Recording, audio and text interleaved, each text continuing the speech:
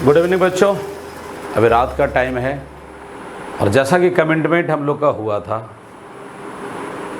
MCQ का solution आपको मिलने वाला है और आज थर्सडे है और आज से स्टार्ट हो रहा है। आज का जो सेशन में एमसीक्यू का सॉल्यूशन होगा वो 11 जेई के लिए, 11 नीट के लिए। दैट मीन्स जो क्वेश्चन 11 के बोर्ड से जेई में पूछा जाता है, जो क्वेश्चन 11 के बोर्ड से नीट में पूछा जाता है और इवन स्कूलिंग एग्ज़ाम में पूछा जाता है, आप कॉलेज को भी शामिल कर सकते हैं, स्कूल भी शामिल कर सकते हैं, वो सारे क्वेश्चन का सॉल्यूशन अभी हम करने जा रहे हैं। तो आज से आपका ड्यूटी बढ़ गया, मेरा ड्यूटी के साथ साथ आपका ड्यूटी भी बढ़ गया। अभी जितना क्वेश्चन आपको सॉल्व करके हम देंगे, बताएंगे, वो तो क्लास में पूछेंगे, साथ ही साथ जो क्वेश्चन रेस्ट बचेगा उसका भी सॉल्यूशन आपको करना है। तो पहला चैप्टर से स्टार्ट कर रहे हैं जर्नी सॉल्यूशन करने का। इसमें से सबसे पहले बता देना चाहता हूँ, पूरे पहला चैप्टर में इस क्वेश्चन को करीब करीब 4 भागों में डिवाइड किए हैं। एक school level, JEE level, NEET level, advance level, और पूरे पैकेज में, ये पैकेज आपको मिलेगा क्लास में, पूरे पैकेज में 170 क्वेश्चन के आसपास है। तो ज़रा सोचिए, अगर यूनिट एंड डायमेंशन से अगर 170 क्वेश्चन का कमांड आपका रहेगा, अगर 170 क्वेश्चन आप सॉल्व कर पाते हैं तो दावे के साथ स्कूल के एग्ज़ाम में तो सॉल्व करेंगे ही, कॉलेज के एग्ज़ाम में तो सॉल्व करेंगे ही, जेई मेन में भी करेंगे, नीट में भी करेंगे। तो चलिए हम जर्नी को स्टार्ट करते हैं और आप लोग भी इसको ध्यान से सुनेंगे। हाँ, जैसे जैसे आगे बढ़ेगा क्वेश्चन के लेवल बढ़ते जाएगा। पहले स्कूल लेवल से स्टार्ट होता है, फिर JEE level, NEET level, advance level आता है। इसी प्रकार से पैकेज को डिजाइनिंग किया गया है। देखिए, सबसे पहला क्वेश्चन है क्वेश्चन नंबर 1। पहला क्वेश्चन कहता है, which of the following is not a derived physical quantity. कौन सा इसमें से ड्राइव्ड फिजिकल क्वांटिटी नहीं है। 4 ऑप्शन दिया हुआ है। ये ऑप्शन ए में है स्पीड, ऑप्शन बी में है वॉल्यूम, ऑप्शन सी में है फोर्स और ऑप्शन डी में है मास। और आपसे पूछा जा रहा है इसमें कौन से फिजिकल क्वांटिटी ड्राइव्ड क्वांटिटी नहीं है। सबको पता है फंडामेंटल क्वांटिटी 7 होता है, इसके अलावा जितने क्वांटिटीज़ हैं सबके सब ड्राइव्ड क्वांटिटीज़ होता है। तो 7 कौन कौन सा है फंडामेंटल, वो आप माइंड में ले आइए। तो आप कहेंगे लेंथ, मास, टाइम। पहले लेंथ होता है, फिर मास होता है, फिर टाइम होता है, फिर आगे आप 7 तक जाइएगा। तो यहाँ पर पूछ रहा है कौन ड्राइव्ड क्वांटिटी नहीं है। तो स्पीड ड्राइव्ड क्वांटिटी है, क्योंकि स्पीड को ड्राइव करेंगे हम लोग। स्पीड इक्वल टू फॉर्मूला होता है डिस्टेंस इनटू टाइम, इसलिए ड्राइव्ड क्वांटिटी है। वॉल्यूम भी ड्राइव्ड क्वांटिटी है, क्योंकि इसको आप ड्राइव कर सकते हैं, निकाल सकते हैं। वॉल्यूम का फॉर्मूला होता है L into B into H. Force भी ड्राइव्ड क्वांटिटी है, क्योंकि फोर्स निकालने का फॉर्मूला होता है मास इंटू एक्सेलरेशन। तो स्वाभाविक है इसमें ड्राइव्ड क्वांटिटी कौन हमारा है, कौन ड्राइव्ड क्वांटिटी नहीं है। तो जवाब देंगे मास। ये भी ड्राइव्ड क्वांटिटी है, ये भी ड्राइव्ड क्वांटिटी है, ये भी ड्राइव्ड क्वांटिटी है, और ये फंडामेंटल क्वांटिटी है। तो हमसे पूछ रहा है कौन ड्राइव्ड क्वांटिटी नहीं है, तो जवाब आपका हो गया मास। यानी पहला का जो सही ऑप्शन होगा वो हमारा डी होगा। तो बहुत इजी क्वेश्चन से स्टार्ट हुआ। नंबर 2 में बोलता है parsec is the unit of. Parsec के बारे में बात हो रहा है। पार्सेक, पार्सेक किसका यूनिट है। Parsec is the unit of, A में बोला गया है टाइम, बी में बोला गया है डिस्टेंस, सी में बोला गया है फ्रीक्वेंसी, और डी में है एंगुलर एक्सेलरेशन। तो कहता है पार्सेक किसका यूनिट है। ये ज़रा गौर से सुनेंगे। पार्सेक डिस्टेंस का बहुत बड़ा यूनिट है, बिगर यूनिट। आप इसे बिगेस्ट यूनिट भी कह सकते हैं। सोलर सिस्टम का यहाँ से डिस्टेंस अगर पता लगाना होता है तो उसे पार्सेक में और लाइट ईयर में हम लोग बात करते हैं। इतने लाइट ईयर पर ये स्टार है, उतने लाइट ईयर पर वो स्टार है। तो parsec is the unit of distance. तो इसका ऑप्शन जो सही होगा वो हमारा होगा बी। 4 ऑप्शन है, आपको जब सेट मिलेगा या PDF फॉर्मेट में जब मिलेगा तो आपको पता चलेगा। तो पारसेक जो है डिस्टेंस का यूनिट है, टाइम का तो है ही नहीं, फ्रीक्वेंसी का है ही नहीं, एंगुलर एक्सेलरेशन का है ही नहीं, तो किसका है भाई? तो आप कहेंगे डिस्टेंस का। अब आइए क्वेश्चन नंबर 3 में, light year is the unit of, आपसे क्या था? Light year. लाइट ईयर किसका यूनिट है? Light year. जनरली बच्चा इसमें कंफ्यूज होता है, जनरली बच्चा इसमें कंफ्यूज होता है, ईयर देख करके इसे टाइम का यूनिट मान लेता है, लेकिन नहीं बच्चों, इसको समझिए लाइट ईयर क्या है। 1 ईयर में लाइट जितना डिस्टेंस ट्रेवल करता है उस डिस्टेंस को हम लोग एक लाइट ईयर बोलते हैं, यानी light year is the unit of distance. और आपको जानकारी भी रहना चाहिए 1 लाइट ईयर का वैल्यू होता है 9.46 10⁻15 मीटर। और अगर इसको आप किलोमीटर में लाना चाहेंगे तो 9.46 1000 से डिवाइड कर दो, तो जैसे 1000 से डिवाइड करेंगे ये हो जाएगा 10⁻12 किलोमीटर। दैट मीन्स सीधा जवाब है light year is the unit of distance. तो आपसे कहता है, क्वेश्चन पूछ रहा है light year is the unit of, किसका है? ए में बोल रहा है टाइम, बी में बोल रहा है वेलोसिटी, सी में डिस्टेंस और डी में एक्सेलरेशन। तो दावे के साथ आप बोलेंगे डिस्टेंस, यानी अगर हम OMR सीट में भरेंगे तो सी फिलअप करेंगे। दैट मीन्स 3 का आंसर आपका हो गया सी। अब आ जाइए, अगर हम आगे बढ़ना चाहते हैं, ले क्वेश्चन नंबर 4 में कहता है the order of magnitude of number 11 is, बड़ा अच्छा बात, order of magnitude, order of magnitude, इसको समझिए। 11 का ऑर्डर ऑफ मैग्नीट्यूड क्या है? तो सबसे पहले इसको साइंटिफिक नोटेशन फॉर्म में लिखना पड़ेगा। और जैसे साइंटिफिक नोटेशन फॉर्म में लिखेंगे तो 10 का जो पावर बनेगा that is order of magnitude. जैसे 11 है, अभी इसमें डेसिमल कहाँ है? तो आप कहेंगे यहाँ पर है। इसमें एक डिजिट के बाद डेसिमल होना चाहिए। लेफ्ट साइड से आप चलें और एक डिजिट के बाद डेसिमल बैठा दीजिए, उसके बाद ये साइंटिफिक नोटेशन में आ जाएगा। तो अभी अगर डेसिमल यहाँ और इसको यहाँ लाना है तो निश्चित रूप से एक डिजिट घसकाना है। तो लीजिए मैं आपको बहुत इजी गोइंग सिखाता हूँ। चलो हम नीचे 10 कर दिए, ऊपर भी 10 कर दिए हैं। अब ये 10 क्या करेगा? यहाँ पर हो जाएगा 1.1 और ये 10⁻1। अब लीजिए आपसे मांग रहा है ऑर्डर ऑफ मैग्नीट्यूड और 10 का पावर आया 1 और 10 का जो पावर होता है that is order of magnitude. यानी बड़ा सीधा सा बात है। क्वेश्चन नंबर 4 में बोल रहा था the order of magnitude of number 11 is, A में था 0, बी में है 1, सी में है 2, डी में है -1। तो बताइए प्यारे बच्चों, सी का ऑप्शन, 4 का ऑप्शन क्या होगा? 4 का ऑप्शन हो जाएगा बी, यानी ऑर्डर ऑफ मैग्नीट्यूड कितना हुआ? 1। तो इसी प्रकार कोई भी नंबर हो सकता है, सारे नंबर को साइंटिफिक नोटेशन में लिख दीजिए और उसके बाद ऑर्डर ऑफ मैग्नीट्यूड पता लगा लीजिए। जैसे मैं एक नंबर देता हूँ 398, और अगर आपसे कहता है इसका ऑर्डर ऑफ मैग्नीट्यूड निकालिए, सबसे पहले इसको साइंटिफिक नोटेशन में लाइए। देखिए यहाँ पर अभी डेसिमल है और इसको 3 के बाद रखना है, यानी लेफ्ट साइड से एक डिजिट के बाद। तो यहाँ पर घसकाना कितना पड़ेगा भाई? 1 2 घसकाना पड़ेगा। तो देखिए इजी गोइंग, चलो नीचे 2 0 मार दिए, ऊपर भी 2 0 मार दिए। ये 0 क्या करेगा? दशमलव को घसका देगा, ये हो जाएगा 3.98। और इसको तो आप लिख ही सकते हैं 10⁻2, इसको 10 का पावर तो आप लिख ही सकते हैं। तो लीजिए 10 का पावर कितना आया? 2। तो अगर ये नंबर हमारे पास रहेगा और इसका ऑर्डर ऑफ मैग्नीट्यूड मांगा जाएगा, जवाब होगा 2, यानी इस नंबर का ऑर्डर ऑफ मैग्नीट्यूड 2 है। तो ये साइंटिफिक नोटेशन में लिखने के बाद पता चल जाता है।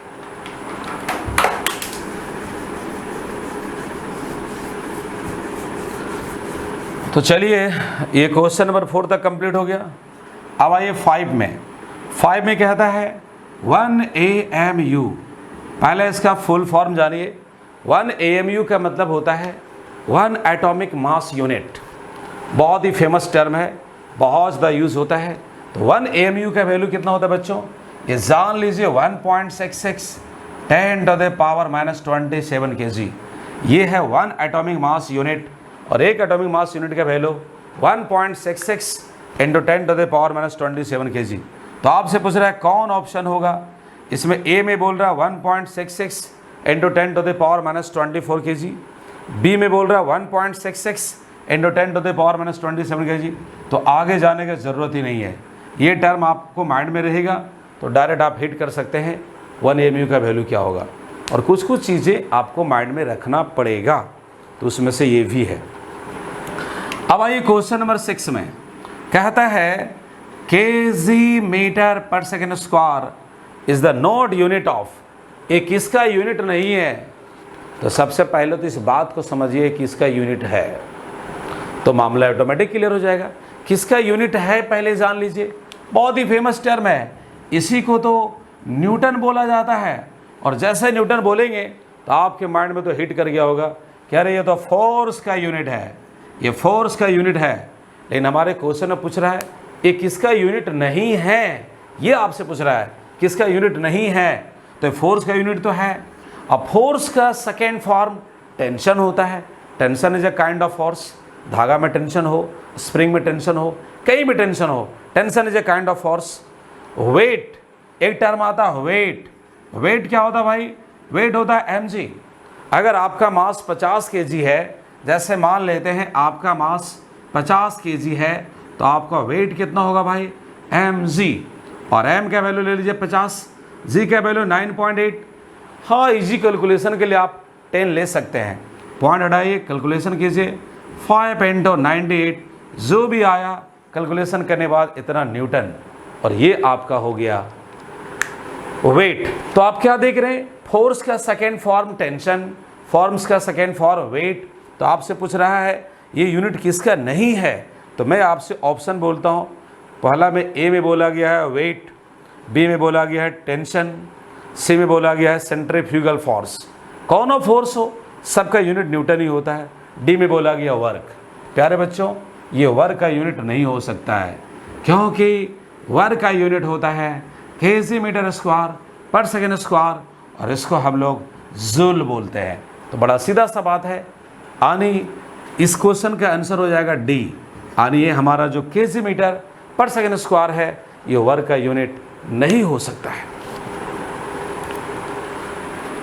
चलिए अब हम लोग क्वेश्चन नंबर 7 में चलते हैं। ये जर्नी स्टार्ट हो गया है और ये स्टॉप तो शायद होगा नहीं जब तक ये हम स्टॉप ना हो जाए। अब आ जाइए क्वेश्चन नंबर 7 में। ये कहता है one fermi is equal to क्या, 4 को ऑप्शन दिया हुआ है। देखिए ये डिस्टेंस का बहुत ही स्मॉलर यूनिट में से काउंट होता है। फर्मी होता है, नैनो होता है, पीको होता है, मैक्रो होता है। तो एक फर्मी का वैल्यू होता है प्यारे बच्चों, बहुत ईजी है, 10 to the power minus 15 metre. 1 fermi metre equal to 10 to the power minus 15 metre. तो अब आपके पास ऑप्शन दिया हुआ है, ए में ऑप्शन है 10 to the power minus 15 mm, B में ऑप्शन है 10 to the power minus 15 centimetre, C में ऑप्शन है 10 to the power minus 14 metre, और डी में है 10 to the power minus 15। So इसका आंसर हो जाएगा डी। तो 7 का डी। एग्जाम में कैसे लिखना है, जहाँ पर आपका ये कॉलम बना हुआ है ओमार सेट में, डी वाला में जाके भर देना है। गोल अच्छा से करना, बाहर उन्हें निकलना चाहिए, इन्हें गोल करते करते इधर पार कर देगा तो काट देगा। राउंड आपका अंदर में करना है। तो 7 का आपका डी हो गया। चलिए भाई अब आइए 8 नंबर में। देखिए जिसका चर्चा हो रहा था ये सामने आ गया। कहता 1 लाइट ईयर कितना होता है, 4 का ऑप्शन दिया हुआ। आप जानते हैं 9.46 10 to the power minus 10 to the power plus 15 metre एक लाइट ईयर का वैल्यू है। और अगर इसको आप किलोमीटर में लाएंगे तो आप 10 टू द पावर 12 हो जाएगा, 1000 से डिवाइड करेंगे। ऑप्शन में ए में बोलता है 9.46 into 10 to the power 15 metre. ये पहला ऑप्शन तो मिल गया, आगे जाने की ज़रूरत भी नहीं है। सेकंड में बोल रहा था 9.46 10 टू द पावर 14 मीटर, ऐसे उल्टा पुल्टा कुछ और बोल रहा है। तो लीजिए डी का आपका ए हो गया, 8 नंबर का ए हो गया। अब आइए 9 नंबर में। अभी सारे क्वेश्चन यूनिट बेस्ड है, सारे क्वेश्चन यूनिट बेस्ड है। Which of the following are not unit of time, कौन टाइम का यूनिट नहीं है। ए में लिखा हुआ है, ए में लिखा हुआ है सेकेंड, बी में लिखा हुआ है पारसेक, सी में लिखा हुआ है ईयर, और डी में लिखा हुआ है लाइट ईयर। बहुत बढ़िया। कौन टाइम का यूनिट नहीं है, तो प्यारे बच्चों टाइम का यूनिट तो सेकेंड होता ही है, ऐसा यूनिट होता है। ईयर भी टाइम का यूनिट है, थोड़ा बड़ा यूनिट है, लेकिन अभी जस्ट बता रहे थे पारसेक और लाइट ईयर ये टाइम का यूनिट नहीं है, किसका यूनिट है? डिस्टेंस का यूनिट है। तो यहाँ पर डबल ऑप्शन आपका सही हो जाएगा, आपका बी भी होगा और डी भी होगा, बी भी होगा और डी भी होगा, क्वेश्चन नंबर 9 का। तो जनरली आपके एग्ज़ाम में जो बोर्ड एग्ज़ाम होता है उसमें एक ही ऑप्शन सही रहता है, लेकिन कंपटीशन के एग्ज़ाम में एक से ज़्यादा ऑप्शन भी सही होता है। तो फिलहाल यहाँ पर दोनों ऑप्शन सही इसका हुआ, बी और डी।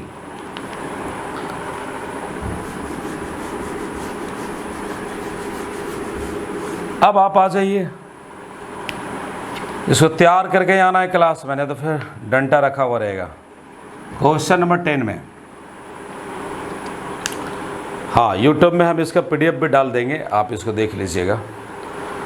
अब आपसे कहता है 10 में एस्ट्रोनॉमिकल यूनिट, क्वेश्चन जरा ध्यान सुनना, light year, parsec are the units of fundamental quantity.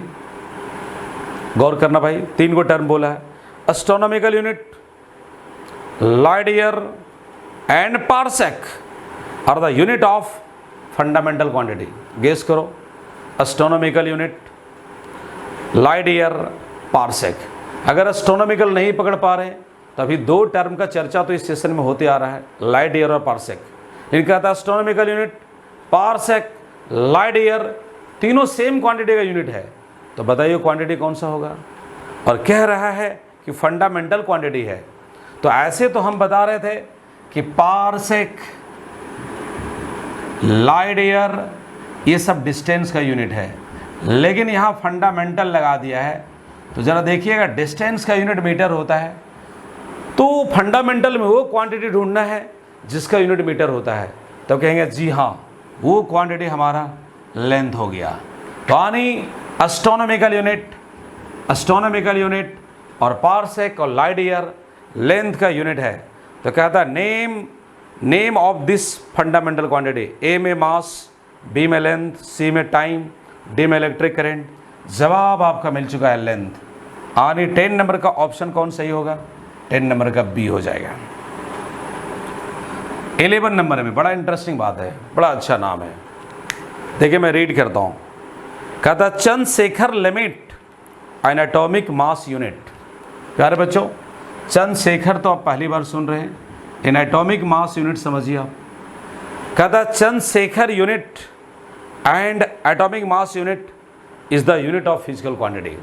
मतलब चंद्रशेखर लिमिट और एटॉमिक मास एक ही क्वांटिटी का यूनिट है।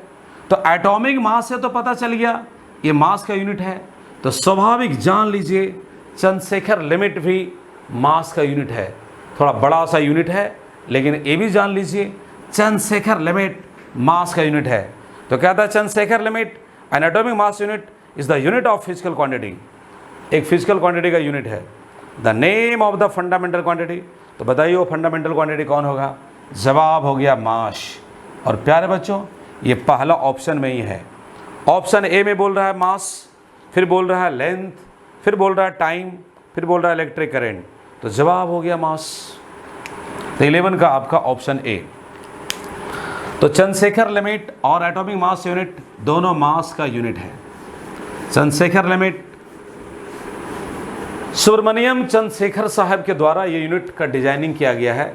सुब्रमण्यम चंद्रशेखर के द्वारा ये यूनिट का डिजाइनिंग किया गया है, मास के बारे में एक यूनिट का डिजाइनिंग किया है, इसीलिए उनके नाम के आधार पर मास का यूनिट का एक नाम रखा गया है चंद्रशेखर लिमिट। तो ध्यान रखिएगा सुब्रमण्यम चंद्रशेखर।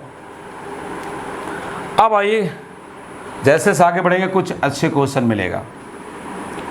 हाँ, बोर्ड के एग्ज़ाम में तो हर तरह क्वेश्चन पूछता है, इजी क्वालिटी का भी, मॉडरेट भी, टफ भी, तो आपका सभी लेवल का मिलेगा। इस पैकेज में हर लेवल का क्वेश्चन है। अभी आहिस्ता आहिस्ता आगे बढ़ रहा हूँ। कहता derived unit can B obtain bye multiplying और डिवाइडिंग द फंडामेंटल यूनिट। स्वाभाविक है, ड्राइव्ड यूनिट कैसे निकालते हैं? फंडामेंटल यूनिट को ड्राइव मल्टीप्लाई करके या डिवाइड करके। जैसे एग्जांपल लीजिए, एक छोटा सा बात, अगर हमें निकालना रहता है फोर्स, तो हम बोलते हैं मास इंटू क्या? एक्सेलरेशन। यहाँ मास और एक्सेलरेशन को मल्टीप्लाई कर रहे हैं। अगर हमें निकालना रहता है मोमेंटम तो ये होता है मास इंटू वेलोसिटी, दो क्वांटिटी को हम मल्टीप्लाई कर रहे हैं। लेकिन आपसे कह रहा है कि ड्राइव्ड यूनिट को हम लोग निकालते हैं फंडामेंटल यूनिट और फंडामेंटल यूनिट को मल्टीप्लाई करके और डिवाइड करके। ज़रा सोचिए एक छोटा सा बात, अगर हम निकालना चाहते हैं वेलोसिटी की बात लीजिए, तो यहाँ पर हम बोलते हैं डिस्प्लेसमेंट बाय टाइम। डिस्प्लेसमेंट को आप लेंथ बोल सकते हो और नीचे टाइम है। तो देखिए फंडामेंटल लेंथ भी है, फंडामेंटल टाइम भी है, इन दोनों डिवाइड करके हम वेलोसिटी निकालते हैं, कहीं कहीं मल्टीप्लाई भी होता है। तो आपसे कह क्या रहा है वो ज़रा समझिए। Derived unit can be obtained by multiplying और dividing the fundamental unit like mass, length and time. इन तीनों को कहीं कहीं मल्टीप्लाई करना पड़ता है, कहीं डिवाइड करना पड़ता है और नया नया ड्राइव्ड क्वांटिटी हम लोग बनाते हैं। Out of the flowing which one is the derived unit? कौन इसमें ड्राइव्ड यूनिट है? बड़ा इंटरेस्टिंग। ए में बोला गया है डिस्टेंस, थोड़ा चकमा देने के लिए, और बी में बोला गया है मास, और सी में बोला गया है टाइम, और डी में बोला गया है डेंसिटी। अब आपको सोचना है कौन सा ड्राइव्ड क्वांटिटी है, तो जो ड्राइव्ड क्वांटिटी होगा ऑटोमेटिक उसका यूनिट ड्राइव्ड यूनिट बनेगा। तो बहुत बच्चा यहाँ पे चकमा खा जाता है, लेकिन आपको चकमा नहीं खाना। डिस्टेंस का यूनिट मीटर होता है और लेंथ का यूनिट मीटर होता है, इसलिए यहाँ पर डिस्टेंस को एज ए लेंथ आपको ट्रीट करना है और इसे फंडामेंटल ही काउंट करके चलना पड़ेगा। अब मास तो फंडामेंटल है डायरेक्टली, टाइम भी फंडामेंटल डायरेक्टली, लेकिन डेंसिटी जो कि निकाला जाता है मास बाई वॉल्यूम से। तो आप बताओ बच्चों, ये डेंसिटी क्या हो गया? ड्राइव्ड क्वांटिटी, और जो इसका यूनिट बनेगा वो हमारा ड्राइव्ड यूनिट होगा। तो यानी ऑप्शन हो जाएगा डी। तो 12 का ऑप्शन हो जाएगा डी। चलिए बहुत अच्छा। तो प्रत्येक क्वेश्चन का एक्सप्लेनेशन के साथ आपको समझना है, ये नहीं कि रट्टा मार लेना है। रट्टा मार के आप किसी पार्टिकुलर क्वेश्चन का ही सॉल्व कर सकते हैं, उस टाइप के हर क्वेश्चन को नहीं सॉल्व कर सकते हैं। तो आपको अच्छे से समझना है, कंसेप्ट समझना है। देखिए अब कह रहा है क्वेश्चन नंबर 13 में x इक्वल टू दिया हुआ है यहाँ पर 80 और प्लस हाफ BT स्क्वायर, और कह रहा है where x is in metre and t is in second, the unit of b is. अब b का यूनिट आपसे मांग रहा है। तो ऐसे क्वेश्चन हमेशा क्लासरूम में बताया जाता है। देखिए ये इक्वेशन राइट है, इस इक्वेशन की करेक्टनेस पे हमें कोई कन्फ्यूजन नहीं है, ना तो उसके बारे में चर्चा किया गया है। ये इक्वेशन राइट है और आपसे b का यूनिट डिमांड कर रहा है और बता दिया है x मीटर में है और t टाइम है। तो ज़रा सोचो ये क्वेश्चन किस टॉपिक से डील होगा, सोचिए ये किस कंसेप्ट से डील होगा। अब आपके माइंड में आ रहा होगा कि हाँ प्रिंसिपल ऑफ होमोजेनिटी से डील होगा। प्रिंसिपल ऑफ होमोजेनिटी क्या कहता है? अगर कोई इक्वेशन करेक्ट है यूनिट के अकॉर्डिंग या डायमेंशन के अकॉर्डिंग, तो उसके सारे टर्म का यूनिट सेम होता है। यहाँ टर्म काउंट कीजिए, एक टर्म आपका x हुआ, दूसरा टर्म 80 हुआ, तीसरा टर्म हुआ हाफ BT स्क्वायर। मैं टर्म की बात बोल रहा हूँ, लेटर का नहीं। ऐसे मत काउंटिंग कर देना 1 2 3 4 5 6 लेटर बोल देना, ऐसा नहीं। मैं टर्म की बात कर रहा हूँ। टर्म की पहचान होती है प्लस और माइनस से, गुना भागा से नहीं होता है। अगर x इंटू वाई इंटू पे इंटू क्यू है तो सब मिला करके सिंगल टर्म है। यानी अगर इसको ऐसे कर दिया जाए x प्लस वाई और that is equal to p plus Q. अब अगर बोलेगा टर्म बताओ तो एक अकेला लीटर एक टर्म बन गया, दूसरा एक टर्म है, तीसरा टर्म, चौथा टर्म। तो टर्म की बात कर रहा हूँ। तो अब आप समझ रहे होंगे इस इक्वेशन में कितना टर्म है, तो आप कहेंगे 3 टर्म है। और अगर ये करेक्ट है तो तीनों टर्म का डायमेंशनल फार्मूला सेम होगा, तीनों टर्म का यूनिट सेम होगा, यानी इसका यूनिट इसके यूनिट के इक्वल होगा। तो अगर हम इसको इक्वल कर देते हैं अकॉर्डिंग टू प्रिंसिपल होमोजेनिटी, इतना इक्वल टू x होगा। और आपको पता है सारे नंबर होता है यूनिट लेस और सारे नंबर होता है डायमेंशन लेस। डायमेंशन के बाजार में, यूनिट के बाजार में नंबर का कोई वैल्यू नहीं है, इसलिए 2 या 1/2 हटा दीजिए। तो BT square equal to x लिखने की कोई ज़रूरत नहीं है, आप ऑब्जेक्टिव क्वेश्चन सॉल्व कर रहे हैं। तो यहाँ पर x/t स्क्वायर, और यही तो कंपटीशन का पैटर्न भी है। तो लीजिए x आपका डिस्टेंस है तो इसका यूनिट बनाना है, डायमेंशनल फार्मूला नहीं, तो मीटर होगा, और टाइम का सेकेंड तो स्क्वायर हो जाएगा, लीजिए मीटर पर सेकेंड स्क्वायर। यानी b का यूनिट आ गया मीटर पर सेकेंड स्क्वायर, और ऑप्शन नंबर डी सही है। ऑप्शन नंबर डी सही है। इस क्वेश्चन को मैं समझता हूँ अगर और इंटरेस्टिंग बनाया जाए तो ये पूछा जाता बताओ b कौन सा क्वांटिटी हो सकता है। बी कौन सा क्वांटिटी हो सकता है? तो ज़रा सोचिए, ये मीटर पर सेकेंड स्क्वायर आया है, तो मीटर पर सेकेंड स्क्वायर किसका यूनिट है? तो आप कहेंगे एक्सेलरेशन क्या है? सो बी स्टैंड फॉर एक्सेलरेशन। हालांकि उस क्वेश्चन में वो बात नहीं मांग रहा है, आपसे सिर्फ मांग रहा है बी का यूनिट, तो जवाब हो गया मीटर पर सेकेंड स्क्वायर।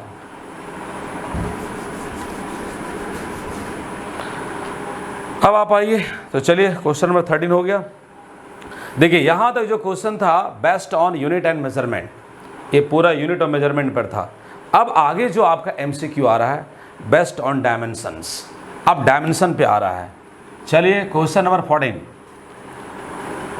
और अभी ये स्कूल लेवल का डील हो रहा है, जैसे जैसे आगे बढ़ेंगे आपका जेई लेवल, नीट लेवल आएगा, मैंने स्टार्ट में बता दिया। Dimensional formula of linear momentum is, linear momentum का डायमेंशनल फार्मूला। प्यारे बच्चों, आप लीनियर मोमेंटम बोलिए या सिर्फ और सिर्फ मोमेंटम बोलिए, एक ही बात है। मोमेंटम को हम लोग पी से रिप्रेजेंट करते हैं और इसका फार्मूला होता है मास इनटू वेलोसिटी, और डायमेंशनल फार्मूला मांग रहा है तो मास के लिए डायमेंशनल फार्मूला m होता है, वेलोसिटी का डायमेंशनल फार्मूला LD का पावर -1 होता है। तो लीजिए P का डायमेंशनल फार्मूला आ गया MLT का पावर -1। हाँ, जो डायमेंशनल फार्मूला का चार्ट बनाकर आपको देते हैं क्लासरूम में, उसको प्रैक्टिस में आप रखिएगा। तो लीजिए यहाँ पर आ गया MLT का पावर -1 और ऑप्शन नंबर हो जाएगा सही C, यानी 14 का हम C फिलअप करेंगे। अब आगे बढ़ते हैं।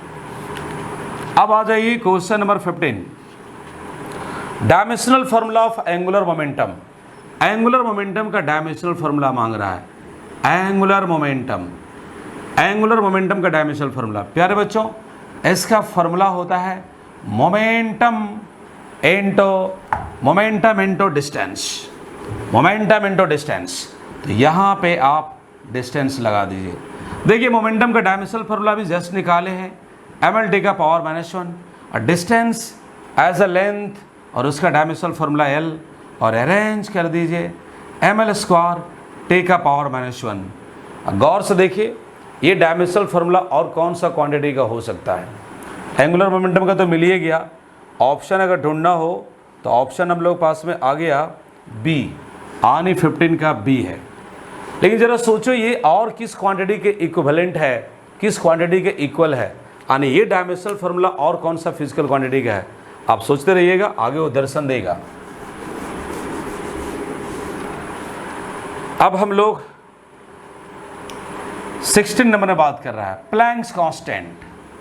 प्लैंक्स कांस्टेंट का डायमेंशनल फार्मूला, प्लैंक्स कांस्टेंट, इसका बेसिक फार्मूला होता है energy by frequency, energy by frequency, energy by frequency.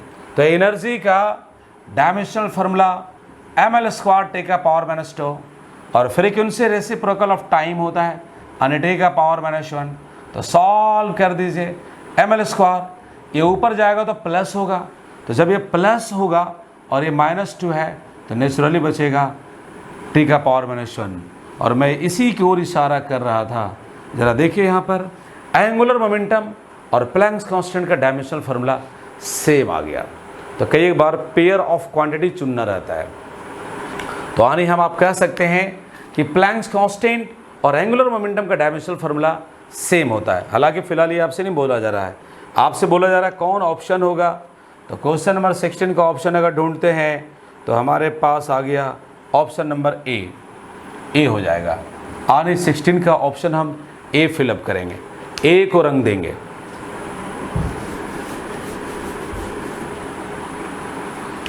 अब आ जाइए क्वेश्चन नंबर 17 में। आपसे कहता है dimensional formula of gravitational field intensity. Gravitational field intensity, ये सब ग्रेविटेशन चैप्टर में पढ़ा जाता है, लेकिन आप जान लीजिए gravitational field intensity, gravitational field intensity क्या होता है पहले जानिए। इसका फार्मूला है gravitational force by test mass, gravitational force by test mass. तो ग्रेविटेशनल फोर्स हो, जी फोर्स मतलब ग्रेविटेशनल फोर्स, कोई भी फोर्स रहेगा डायमेंशनल फार्मूला यही होगा MLT का पावर -2। दुनिया के any type of force dimensional formula MLT का पावर -2। टेस्ट मास हो चाहे सोर्स मास हो, बिग मास हो या स्मॉल मास हो, मास का डायमेंशनल फार्मूला m ही होगा। m से m कैंसिल आउट, जैसे अब आपके पास आ गया L। चलो बच्चों, अभी यहाँ पर लास्ट में अटक गया था, तो अब जो है यहाँ पे क्वेश्चन नंबर 17 तो हो ही गया कंप्लीट। उसका ऑप्शन कौन सा होगा एक बार फिर से सुन लीजिए। आपको मिल गया LT का पावर -2 और ये ऑप्शन ढूंढ लीजिए किस पर है। ये 17 नंबर में है, ये ऑप्शन नंबर आपका B में है। ऐसे लिखा गया है m का पावर 0 LT का पावर -2। तो यही चीज़ है, जहाँ m नहीं है और अगर m लिखना चाहते हैं तो m का पावर 0 आप लगा सकते हैं। तो 17 का आपको क्लियर हो गया। अब आगे बढ़ते हैं हम लोग।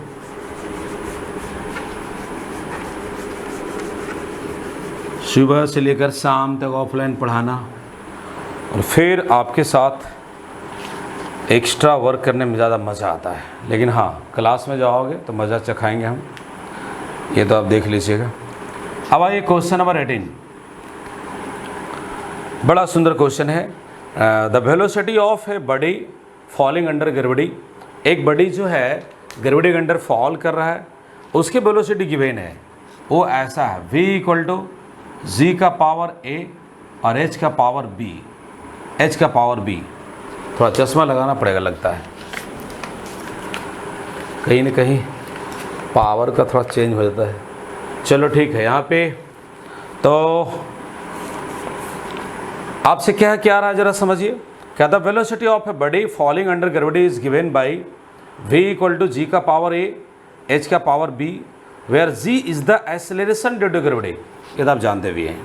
h is the height, the value of a and b are. देखिए कैसे बनेगा, g है एक्सेलरेशन ड्यू टू ग्रेविटी और h हाइट है, a और b का वैल्यू मांग रहा है। इसका डायमेंशनल फॉर्मूला रख दो फट से पर। वेलोसिटी का LT का पावर -1, फॉलिंग वेलोसिटी हो यार कौन वेलोसिटी, उससे क्या मतलब, वेलोसिटी से मतलब होता है हमको। ये एक्सेलरेशन है, LT का पावर -2, यहाँ पावर ही होगा, हाइट का L होगा, पावर यहाँ पर B होगा। बस 9 क्लास में आइए और इसका सॉल्यूशन शुरू कीजिए। तो यहाँ पर हो जाएगा L का पावर A, T का पावर -2A और इंटू L का पावर B। तो यहाँ हो जाएगा L T का पावर -1 और इधर हो जाएगा L, देखो पावर यहाँ A और यहाँ B है बच्चों, तो क्या हो जाएगा A + B और T का पावर -2A। चश्मा पावर इधर उधर थोड़ा है, इसलिए कभी कभी हमको भी डबल दिखता है। अब पावर इक्वेट कर दो, तो कैसे पावर इक्वेट करेंगे, L का पावर से L का पावर इक्वेट करो, T का पावर से T का पावर इक्वेट करो। तो लीजिए आप ऐसा करता हूँ, पहले T वाला -2A = -1, ये कट जाएगा, A = हो गया 1/2। T का पावर इक्वेट कर दिया, और ऐसा कोई रिस्ट्रिक्शन नहीं कि पहले L का ही करना है, किसी को आप कर लीजिए equal.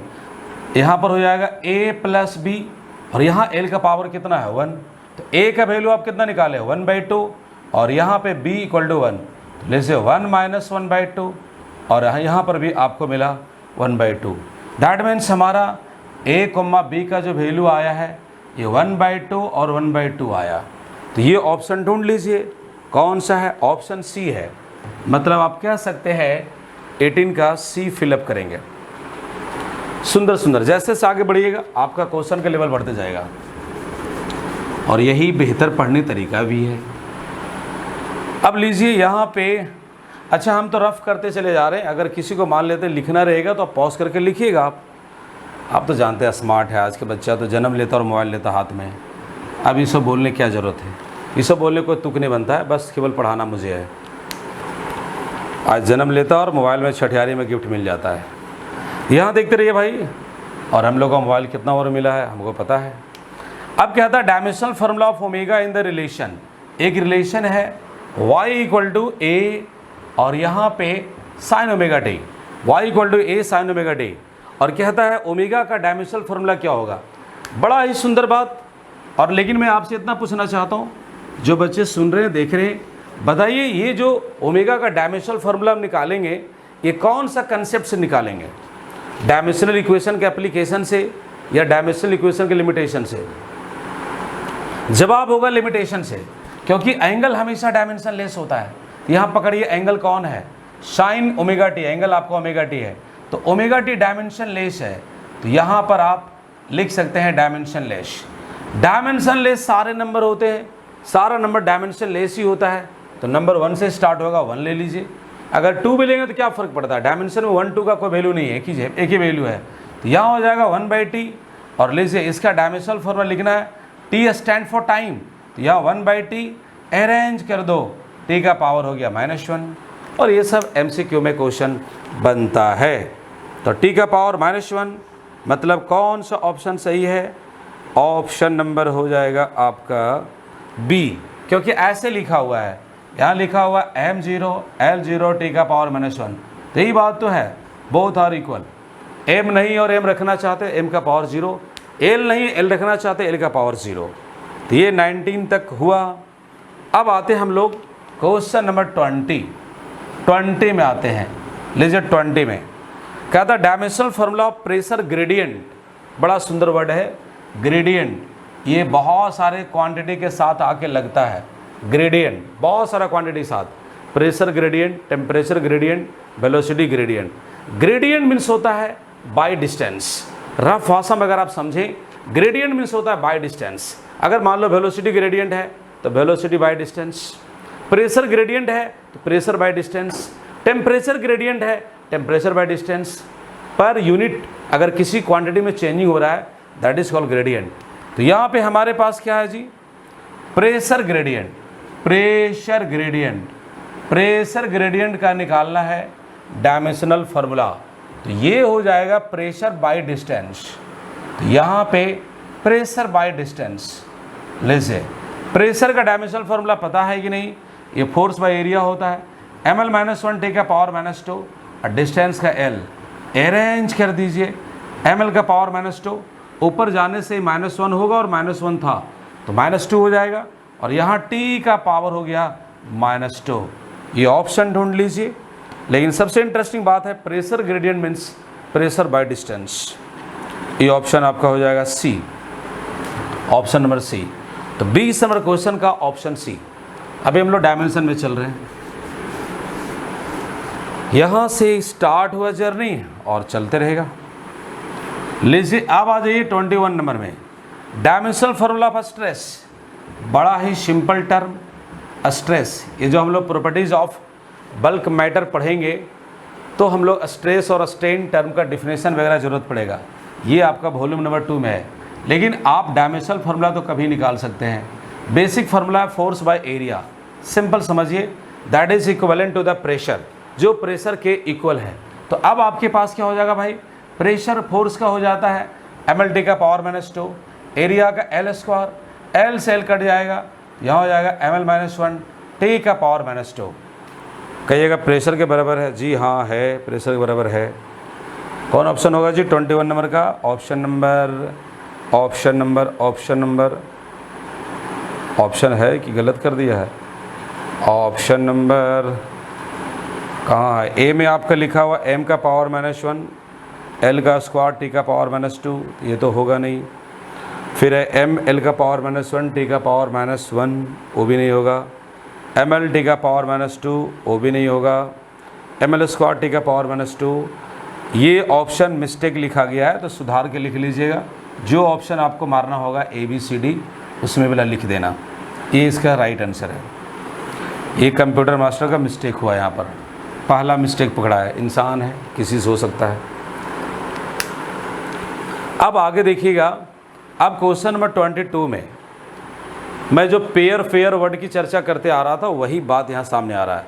Which of the flowing pairs of a physical quantities does not have a same dimensional formula.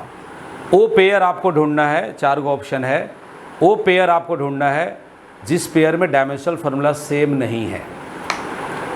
वो पेयर आपको ढूंढना है जिसमें डायमेंशनल फार्मूला सेम नहीं है।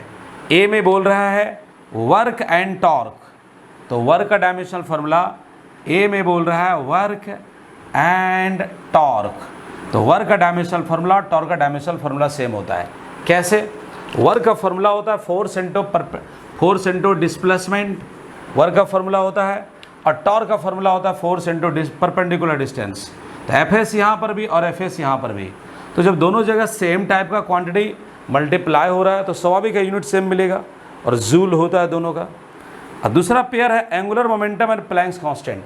अभी कुछ देर पहले जो सेशन चल रहा था उसी में बात कर रहा हूँ। एंगुलर मोमेंटम और प्लैंक्स कांस्टेंट दोनों डायमेंशनल फार्मूला सेम है। ये दोनों पेयर ऐसा है जिसका डायमेंशनल फार्मूला सेम है। सी में जहाँ बच्चा लोग को लगता है एक ही चीज़ है लेकिन बिल्कुल अलग है, सी में बोलता है टेंशन एंड सरफेस टेंशन। बहुत लोग तो सोचेगा टेंशन और सरफेस टेंशन ठीक है, ज़्यादा फर्क नहीं है, एक प्लेन टेंशन है दूसरा सरफेस का टेंशन है। नहीं बच्चों, surface tension is the property of liquid. ये लिक्विड की प्रॉपर्टी है और ये फोर्स नहीं है, फोर्स पर यूनिट लेंथ है, जबकि टेंशन हमारा फोर्स होता है। इसलिए इसका डायमेंशनल फार्मूला फोर्स के बराबर हो जाएगा ml का पावर -2, और यहाँ पे फोर्स पर यूनिट लेंथ है तो फोर्स का हो जाएगा ml का पावर -2 और लेंथ कट जाएगा तो ये आ जाएगा mt का पावर -2। यानी यही पेयर है जिसका डायमेंशनल फार्मूला सेम नहीं है। तो प्यारे बच्चों, अभी आज आपको हम 22 नंबर क्वेश्चन तक बताए हैं। कैमरा का बैटरी डाउन हो गया जैसा बताया जा रहा है, तो आज आपको 22 नंबर तक हम रखते हैं और अगला जो आपका लेक्चर होगा वो 23 से स्टार्ट होगा। लेकिन इसमें से आप आगे जहाँ तक बढ़ सकते हैं बढ़िएगा।